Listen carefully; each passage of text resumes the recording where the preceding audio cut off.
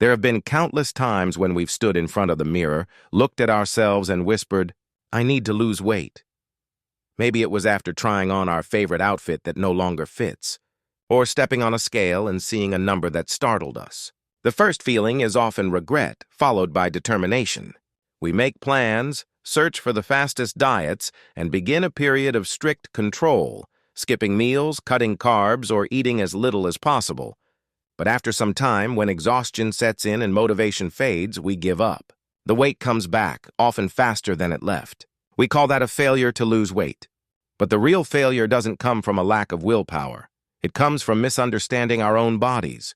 Losing weight has never been a battle of restriction. It's a journey of understanding, of learning how to love and cooperate with our body rather than fighting against it. When we starve ourselves, our body doesn't see that as a sign of discipline. It sees it as a sign of danger. The body's survival system immediately activates. Metabolism slows down to conserve energy.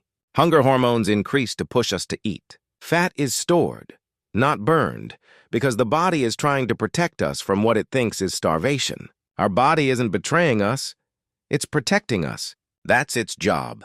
And the more we fight it, the more it resists. The moment we stop starving, it fights back by storing more. That's why weight gain after dieting is so common.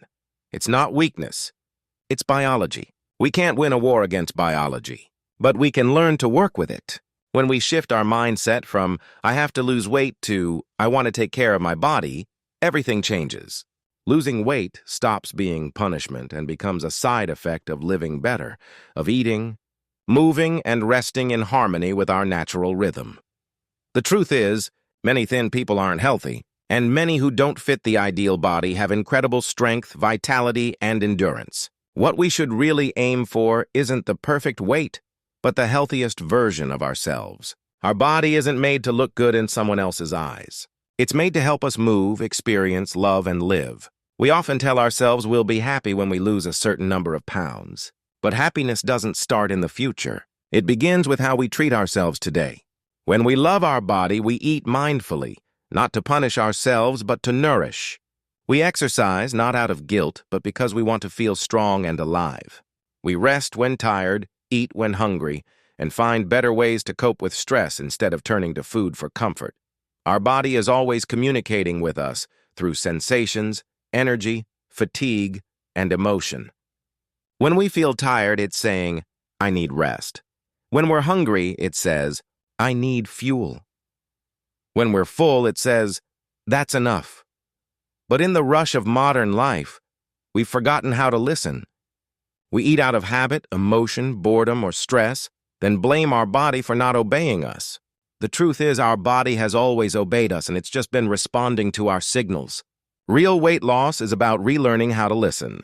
It's about slowing down, recognizing the difference between real hunger and emotional hunger. When we eat mindfully, savoring every bite and feeling gratitude for the energy food gives us, our body responds with balance.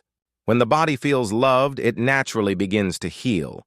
Weight stabilizes, energy improves, sleep deepens, and the mind calms. Sustainable weight loss doesn't come from suffering. It comes from knowledge and patience.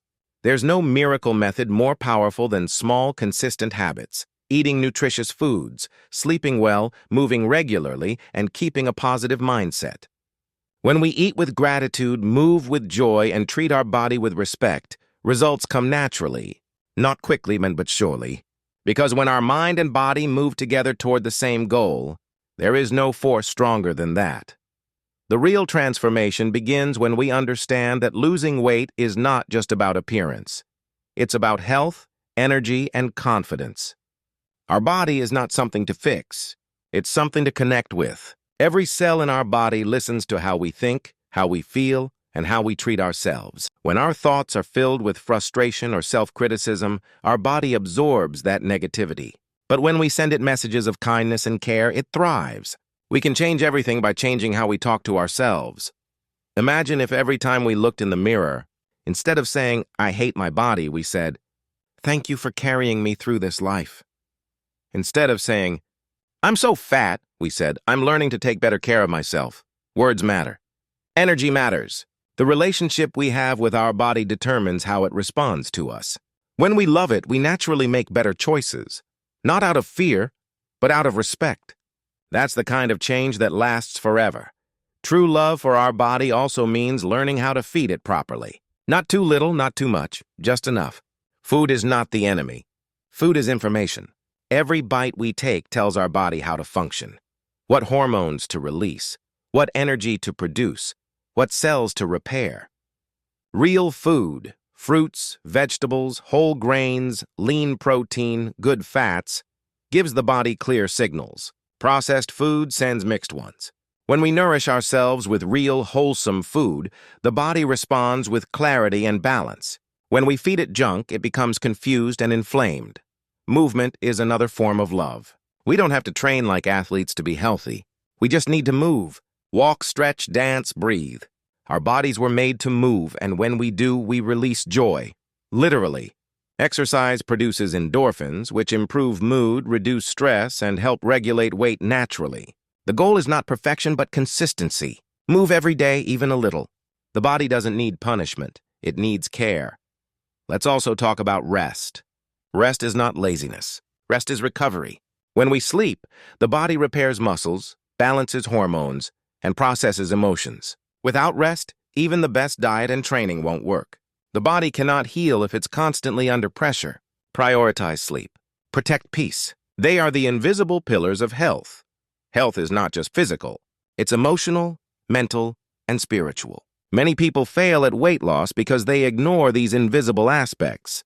Stress, anxiety, loneliness, they all influence our eating habits and metabolism. When we're under chronic stress, the hormone cortisol rises, signaling the body to store fat. That's why managing stress is not optional. It's essential. Meditation, deep breathing, spending time in nature, journaling, talking to supportive people. These are not luxuries. They're medicine. Our relationships also shape our health. Surround yourself with people who uplift you, not those who criticize or compare. Positive energy is contagious, just as negativity is. When we share our journey with others who understand, we gain strength. When we see health as a community value instead of an individual struggle, we grow faster together. The path to lasting change is not fast. It's steady. Progress is often invisible.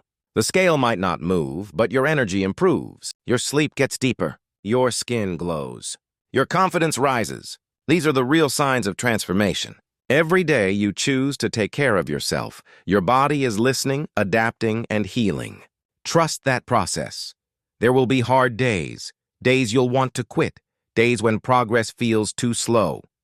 But remember, consistency is stronger than intensity. You don't need to do everything perfectly. You just need to keep showing up.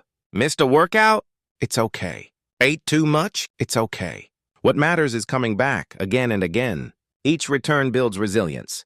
Each choice to continue says, I care about myself. We are not defined by our setbacks. We are defined by how we rise after them. Perfection doesn't lead to success. Persistence does. The body doesn't expect us to be flawless. It just needs us to be faithful. Every healthy choice, no matter how small, accumulates. Over time, those small acts create big change. Our bodies are incredibly forgiving. They respond to care faster than we imagine. Start again, gently, and the body will meet you halfway. In the end, losing weight is not a punishment. It's not about deprivation, fear, or guilt. It's an act of self-respect. It's about learning to love ourselves enough to live in a way that honors our health. When we love our body, we no longer want to harm it with extremes. We no longer see food as the enemy, but as nourishment. We no longer exercise to burn calories, but to feel alive.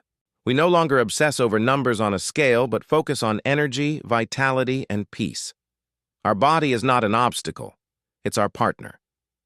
It carries us through every experience, every emotion, every dream. It deserves gratitude, not hatred. Every heartbeat, every breath, every step is a reminder that life flows through us. Let's treat that miracle with respect. If today you're standing at the beginning of your journey, unsure where to start, remember this. You don't need to be perfect. You don't need to change overnight. You just need to care. Start small. Drink more water. Move a little. Sleep a little better. Speak kindly to yourself. Those small acts of love build momentum. And momentum becomes transformation. Weight loss is not the destination. It's the journey back to yourself, to your body, your breath, your life. When we finally return to that connection, we realize the goal was never just a thinner body. It was a freer, happier, healthier soul. What we truly seek is not the perfect shape, but the ability to feel at home in our own skin. That is what it truly means to love our body. And when we do, everything else falls into place.